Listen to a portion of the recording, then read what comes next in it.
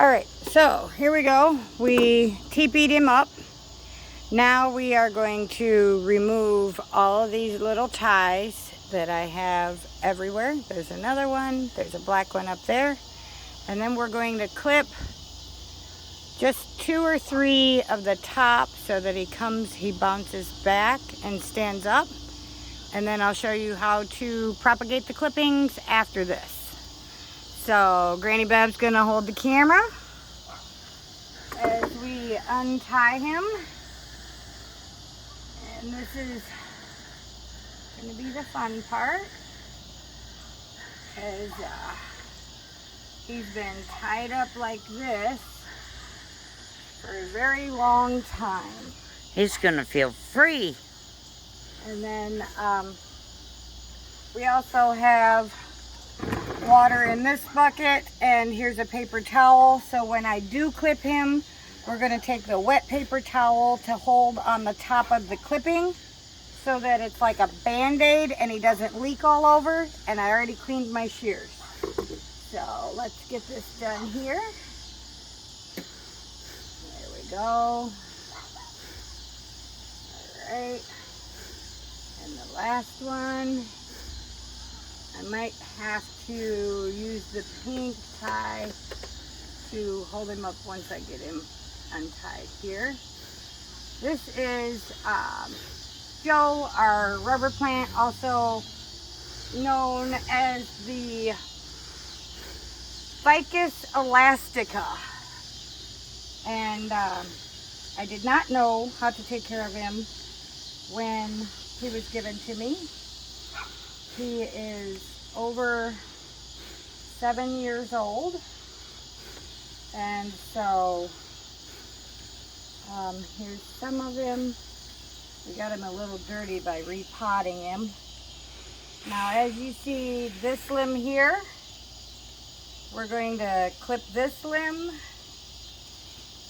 and we're going to clip this big fat boy at the elbow, because we do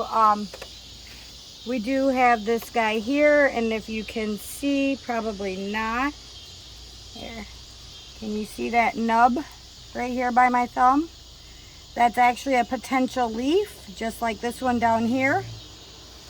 So we're gonna cut him up here at the elbow, and by doing that, it's going to stimulate the leaves to spread out and grow more of these lovely little stems and leaves, and that way we'll propagate this top half. So here's the hardest part. Make sure you have your band-aid ready, and when you cut him, he's gonna bleed. He bleeds rubber. It'll be white. So you'll see when I do it, I'm going to cut it as flush as I can to the actual stem. And you can see I just broke his leaf. So you don't want him to bleed on himself. So tuck him in there. And then we take the Band-Aid and just take a piece of it is all you need. And he's actually not bleeding right now, because I cut him so flush. There's very little blood. The white stuff is the blood. So we're just gonna stick the Band-Aid on him and let it hang. And that will stop him from bleeding too much and getting all over himself. Okay, now this is gonna be the hard part, deciding where do we cut this other guy. Here's leafage and foliage. Remember, the key to cutting it is always, remember, don't cut more than 30%, especially with it being a ficus elastica, aka rubber tree. You don't want him to bleed. I got dirt everywhere. But assessing to see, okay, this guy is the one we're gonna take, and I gotta see what kind of foliage do we have here. Looks like this one is pretty bare. So I think to be on the safe side, I'm gonna cut him right here at the node. If you can see, oh no. You can see right here where my finger is. He dropped a leaf there, and that's a node, and then there's one here. So I'm gonna cut him right under the node and then put a band-aid on him, and then what we'll do is I'll probably I'll put some wax on it after we get it to stop bleeding. So there's the cut, and since it is the brown part, you'll see there's really not a lot of blood, which is really good. That's a great sign. And then let's get a band-aid just to make sure he doesn't bleed, and you don't have to have a lot. Yeah, you can see how he's starting to bleed there a bit. So you just, can you see the white there? Mm-hmm. Yep. So you put the band-aid on him and kind of just tuck it on. And then in a minute we'll actually top these off with wax. And that's going to stop the actual tree from absorbing any contaminants, mildew, or disease that might be in the air. Because the last thing you want, if you zoom down here, Bev, you can see down here we cut it, and I was ignorant. Hang on. I was ignorant and did not know what I was doing. So when I cut it, this is all hollow, and it's withered down just a bit because I didn't know what I was doing, and so I'll have to prune that up after a while. So there's that, and I have rubber on my hand. I can feel it. And that's the biggest part. The biggest part is you want to make sure you don't let him bleed on anything. It is rubber. It is extremely sticky. If it gets on anything, it's not like a Band-Aid. You're not going to get it off. It will stain your clothes. It will I do a good job of not letting him bleed on himself, so you will not see very many spots, if any. I'm actually kind of looking for one where he might have dropped a drop of his rubber, so you can see there is actually damage that when he bleeds on himself. Yeah, we're not seeing any. And I did just give him a bath, so he's nice and shiny and happy. And he's actually supposed to be a tree, guys. Rubber plants are not a bush. They are a tree. They grow as a bamboo shoot, and they get very big and thick. And then what you do is they, I'm not sure where they originated right now. I can't think of it. But they cut him at an angle on the stem, and they let him bleed out, and they capture that rubber. The rubber, his blood, is what they process and make your tires out of. So anything that you have that's rubber, like your Rubbermaid containers or your tires, stuff like that, is made from his blood. So I think I really, I'm debating on whether I should take any more off of him. I don't think I am going to, because we just repotted him. And so this is Joe. Joe is a very temperamental plant, we have found. Most of them, they say, are not. He does not need a lot of light. They do not like direct sunlight at all. Their leaves will actually burn and dry up, and it can damage the entire plant if he gets direct sunlight. That's why he's not out here, because we don't have an awning or anything. I keep him in the house. He stays next to the window, and he gets indirect light, which is a little bit distance from the window, but enough that, as you can see, we still have a lot of new growthage, and we're just kind of tucking him up here for stability now, just so that I know for sure he's gonna stand up, because we did just replant him. I still got rubber on my finger because I can feel it sticky. All right. And then here's the 2 pieces we trimmed. Oh, you know what? I think we might have lost a leaf in there. Oh, nope. All right, these are the 2 pieces that we trimmed. So while I still have this video going, I'm going to show you what I'm going to do by capping them off. They do say you should use a tree kind of rubbery stuff. I'm not going to use that. I try to stay as organic as possible, so we're using a candle wax, which is up here. And Granny Bev has done us the honors to actually melt it all down so that it is liquefied. And what we're going to do is carefully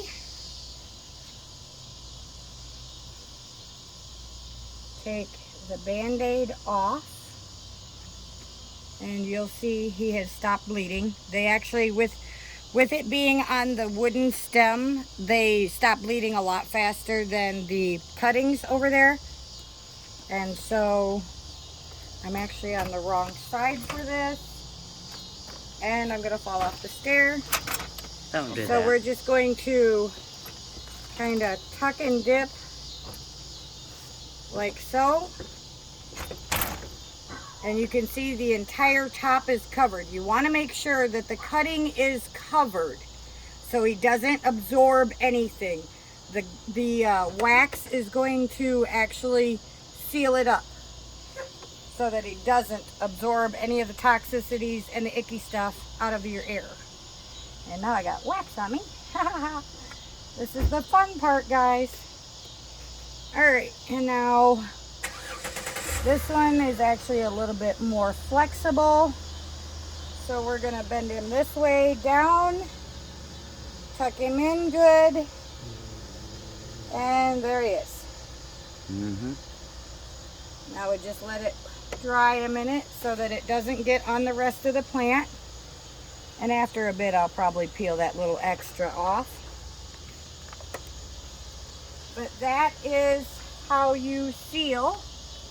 And then I'm gonna just tuck all of this dirt a little, because I see now that we stuck the, now that we put the teepee in here, I want to brace this teepee and make sure it's got plenty of stability in order to keep him nice and firm, because he is in a new pot with new soil.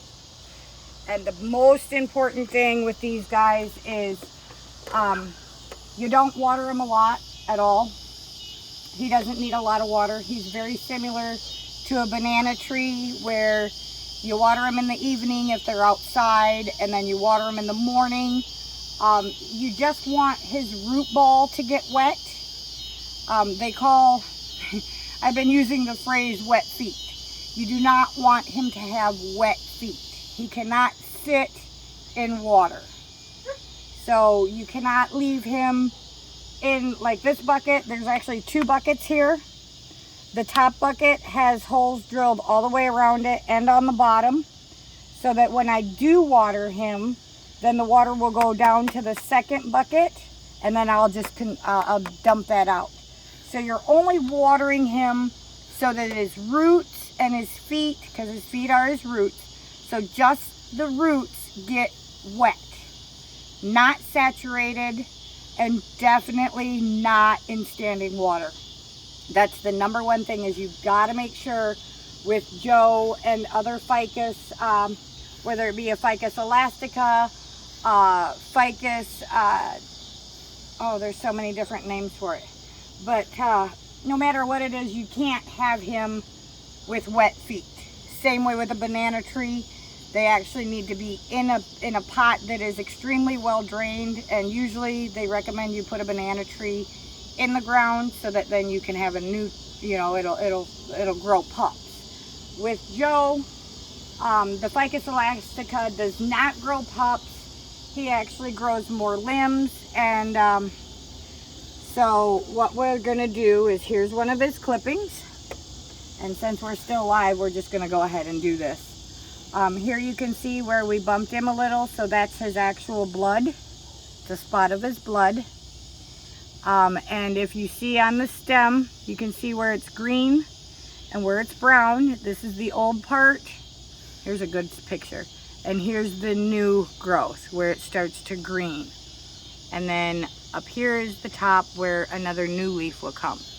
Now, you can take this clipping and clip it into multiple others and get a bunch of babies. The first clipping, if you're gonna clip this into multiples, which I'm not, you would clip it right here under its node, so you have his lip and his node.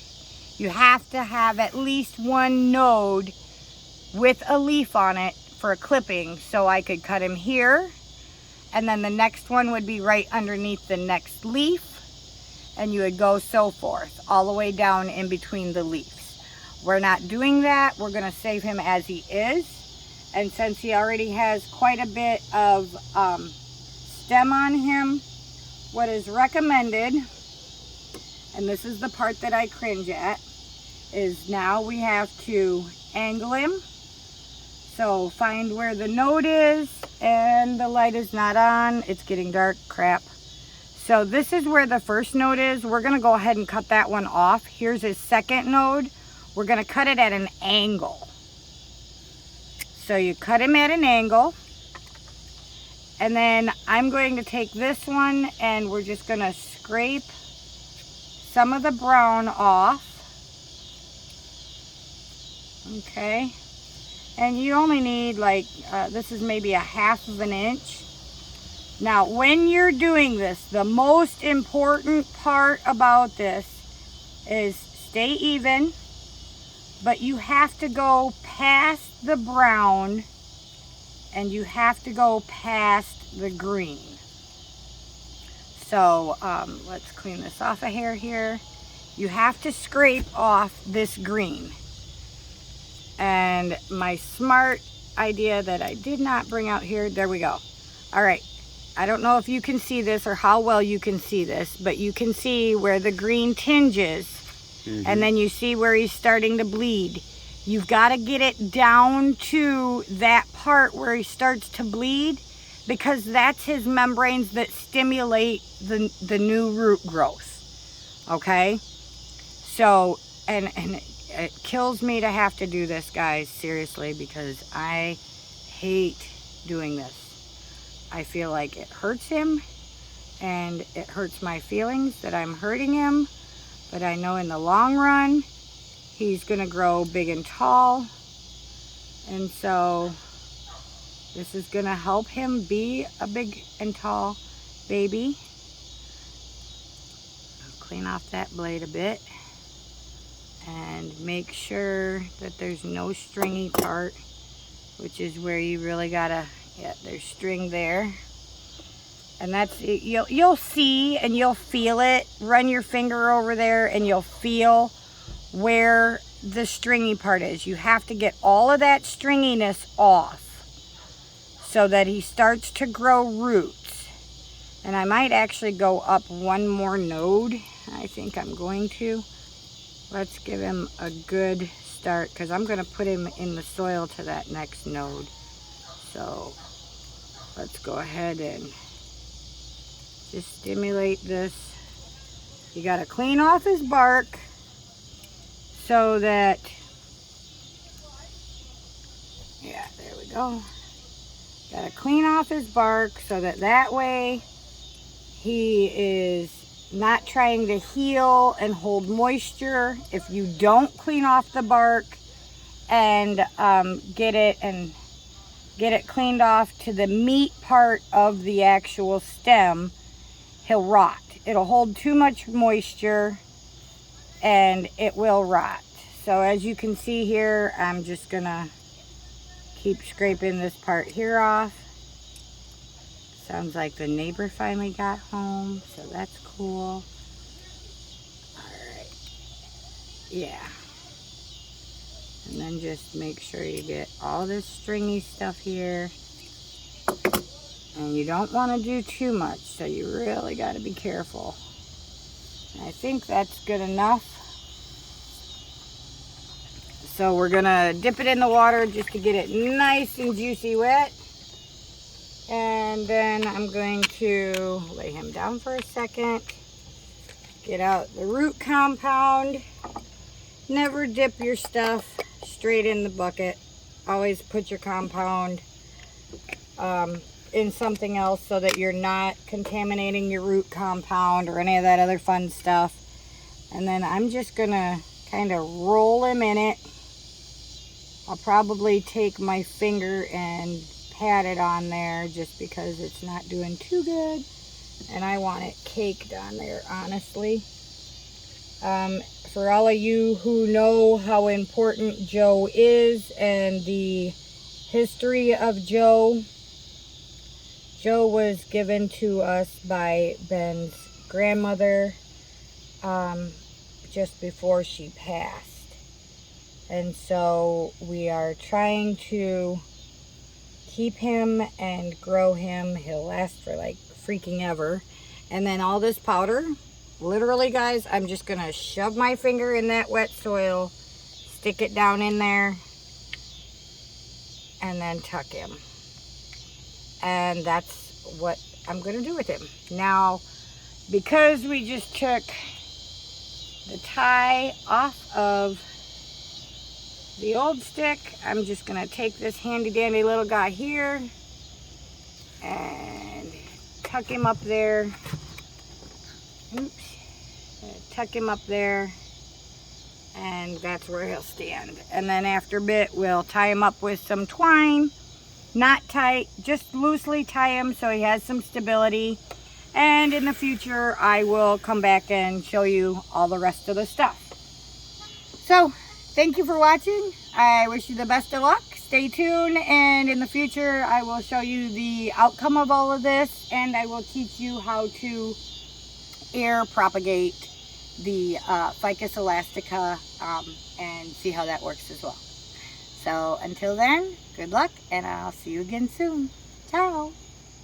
And push the little button.